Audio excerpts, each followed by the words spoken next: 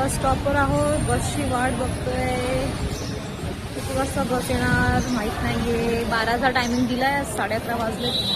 अर्धा तास वेटिंगवर आहे. मम्मी बसली आहे इथे, ती पण बसची वाट बघतीये. कधी बस येणार माहित नाही. सध्या आष्टीमध्ये बसलो आहोत. टाकशिवला जायचं आम्हाला मम्मीच्या गावी. तिथे जाणार, मज्जा करणार, नातेवाईकांकडे जाणार, खाऊ खाणार, गप्पा मारणार, जुन्या आठवणी राजा करणार.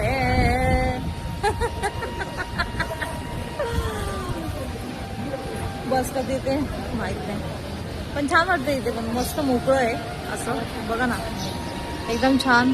किती छान वातावरण आहे बघा. असं जर वातावरण असेल ना मोकळं, मग इथे बसायला काही वाटत नाही. पण गर्दी, आवाज असेल तर मग बसणार.